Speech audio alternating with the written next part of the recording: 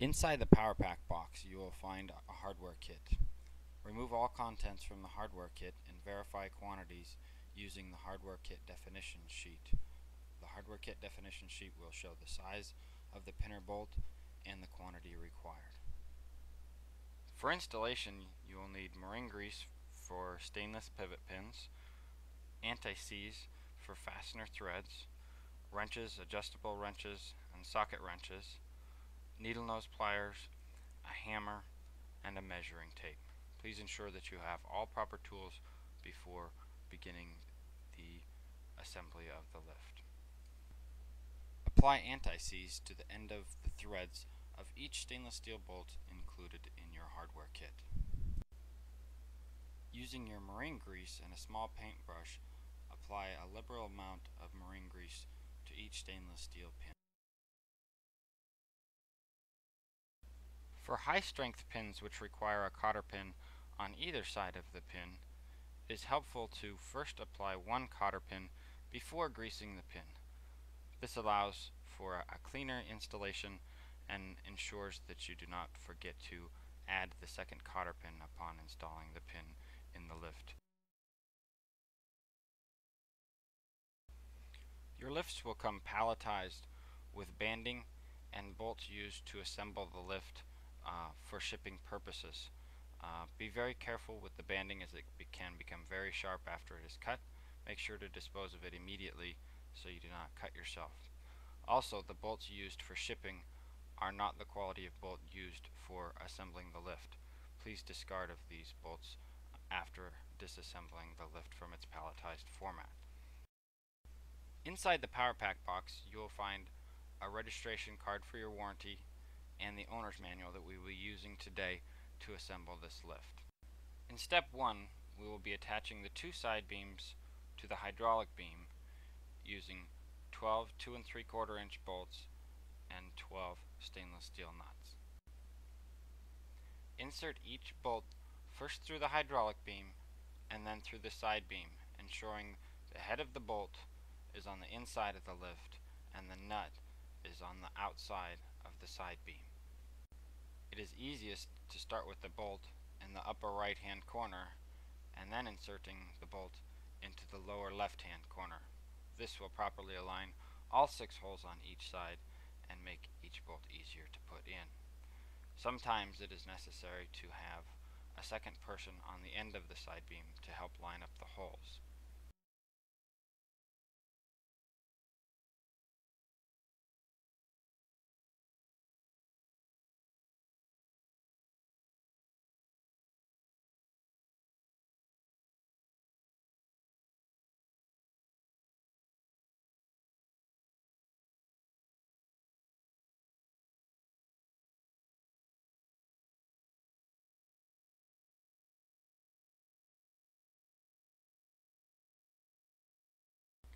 Repeat the process on the other side beam.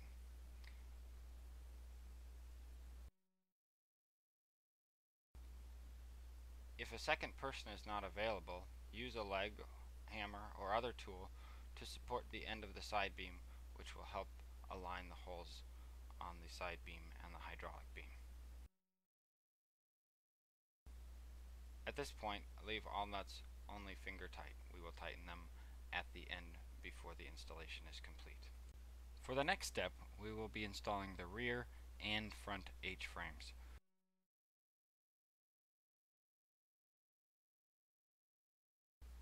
We will begin with the rear H-frame. The rear H-frame on a 4,000 or 6,000 pound SunLift has only ears at the bottom of the lift. The rear H-frame is mounted to the same end of the lift that you have put the hydraulic beam on. The rear H-frame is mounted to the two side beams by two 1 inch by 4 inch stainless steel shoulder pins and cotter pins. The largest distinguishing factor between the rear H-frame and the front H-frame is the cylinder lugs. The rear H-frame, as shown, will have cylinder lugs at the center of the H-frame, where the front H-frame does not have any cylinder lugs. Place the rear H-frame in place with the ears lining up on the holes on the side beam in the rear of the lift. Get two plastic 1-inch washers and one 4-inch by 1-inch pin. Place the washer between the ear on the H-frame and the side beam and insert the pin through the ear and halfway through the side beam. Next, place the other washer between the ear and the other side of the side beam and push the pin the rest of the way through. Sometimes it's necessary to use a light hammer dead blow to get the pin the rest of the way through due to the tight tolerances on our lifts. Repeat the process for the other side. After inserting any pin, make sure you insert a stainless steel cotter pin included with the hardware kit. Use a pair of pliers to bend both sides of the cotter pin.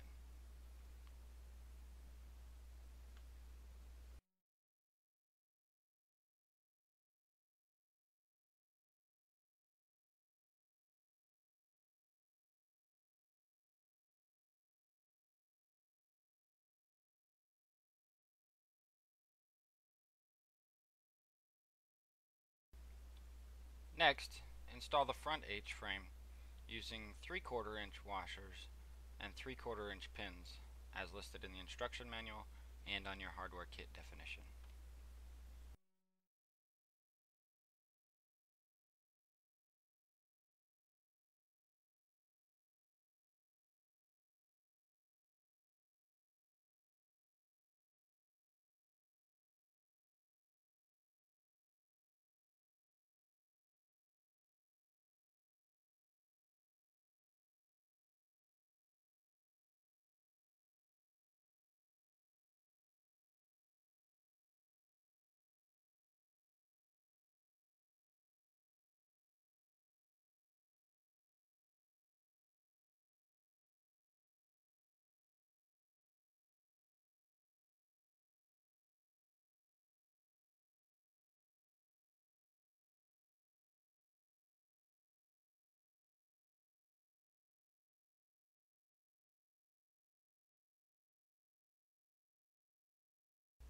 If a pin moves freely after it's been inserted through the H-frame and the side beam, it is helpful to turn the cotter pin sideways and use the leverage against the end of the pin to bend the first part of the cotter pin. After that, you can use your finger as a block on the bent part and a pair of pliers to bend the second part of the cotter pin. We will now install the hydraulic cylinders.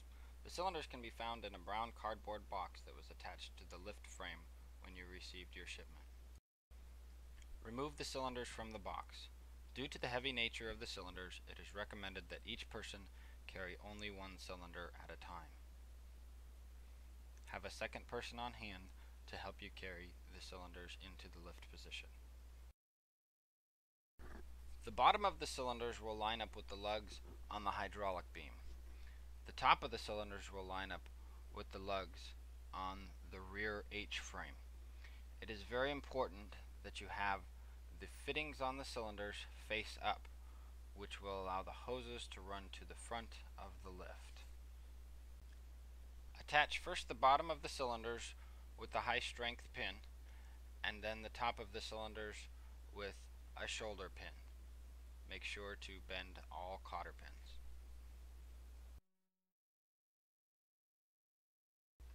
If the cylinder rod does not line up with the pin and lug, use a socket wrench, screwdriver, or other tool to straighten the cylinder rod until the pin does line up.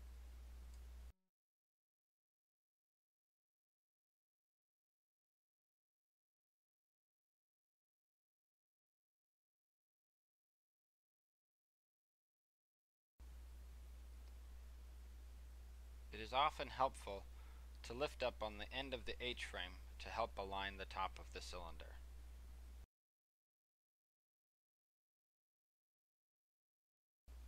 On the upper cylinder lugs, it is often helpful to have a second pair of pliers to be able to rotate the head of the pin as you hold on to the end of the cotter pin that you're trying to bend.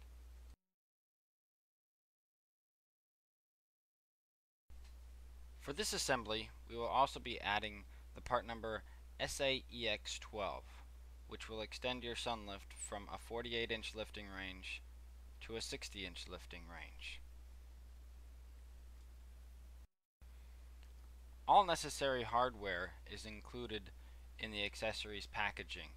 There will be 4 pins and 4 cotter pins to allow attachment to the SunLift. It is not necessary to apply marine grease to these pins as they are not at a pivoting point on the lift.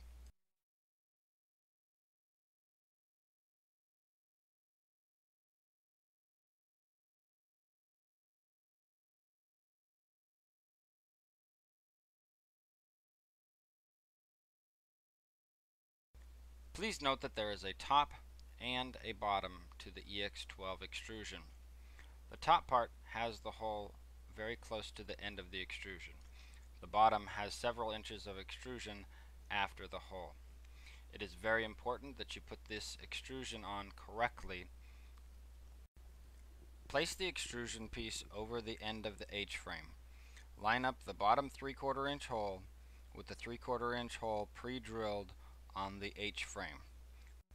Secure the H-frame extensions with the included pins and cotter pins.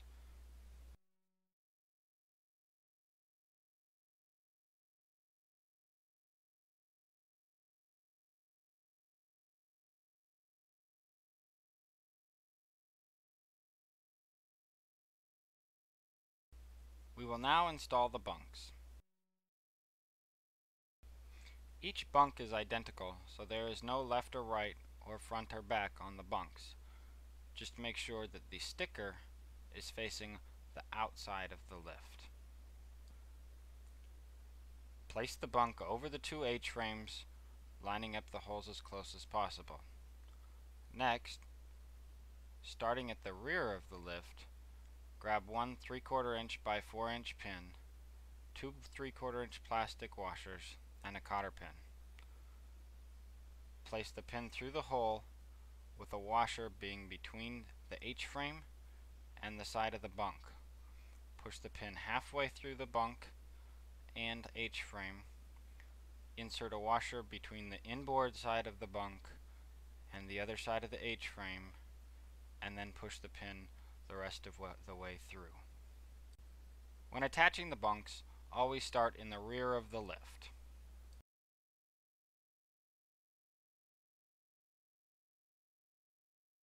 Repeat the process in the front. Please keep in mind that whenever working on an AR lift with extensions or a larger SunLift, it may be necessary to use a claw hammer or pry bar to create additional space between the bunk and H-frame to allow the insertion of the plastic washer. To avoid injury to your fingers, never place your finger inside any of the pivoting holes. This is especially important when you are working with another person in assembling the lift.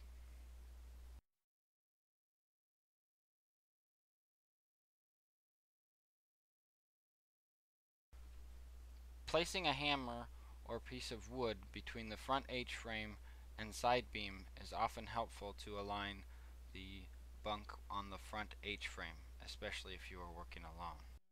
After attaching the bunks with the pins and washers, make sure to insert each cotter pin and bend both sides.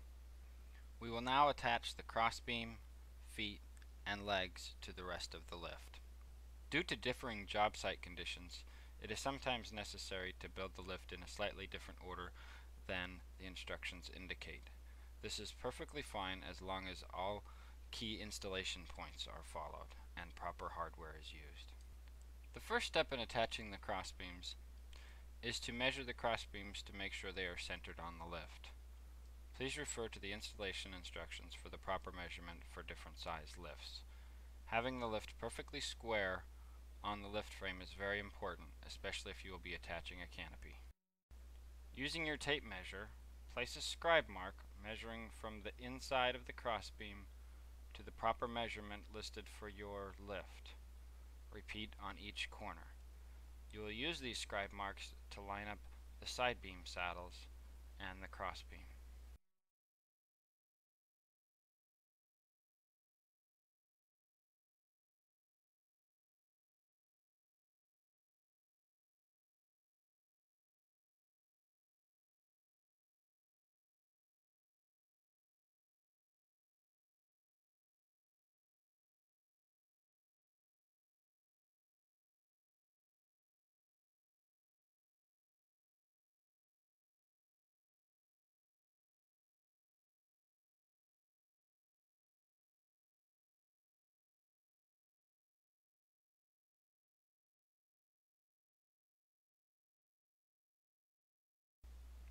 Attach the rear crossbeam and then the front crossbeam using your scribe marks and the hardware provided.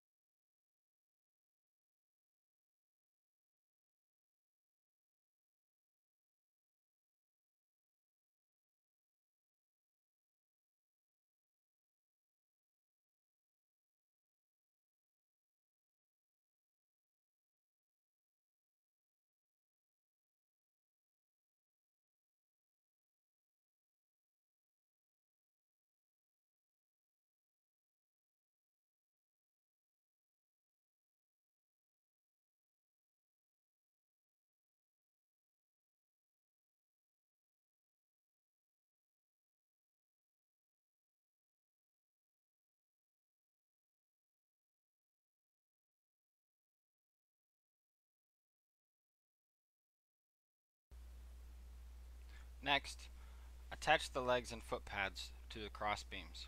Please note that there is a top and bottom to the leg. The bottom of the leg is the end with the hole closest to the end of the extrusion. The top of the leg has a couple inches from the top to the first hole. Secure the leg to the foot pad and then place a bolt above the cross beam through the leg for assembly purposes only. Upon installation, always make sure the bolt goes through the crossbeam, through the leg, and is eventually tightened. In the event you have to change out foot pads or legs in the installation process, it is much easier to remove the legs and foot pads if the bolts are not already completely tightened.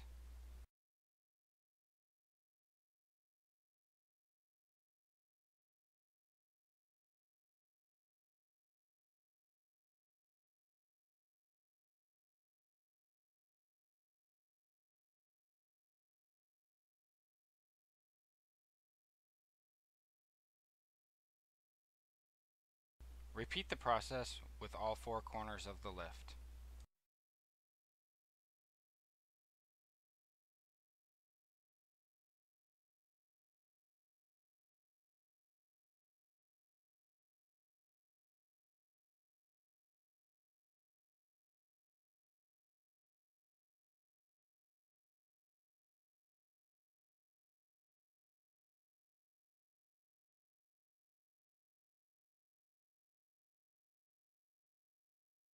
Finally, tighten all nuts and bolts, including the hydraulic beam and side beam saddles.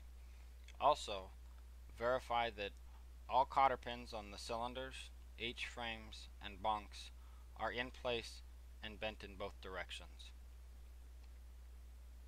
If your SunLift will be going into salt water, brackish water, or a marina with potentially stray current, apply the zinc to the hydraulic beam using the provided hardware and the pre-drilled holes in the hydraulic beam. The lift is now fully assembled and ready for installation.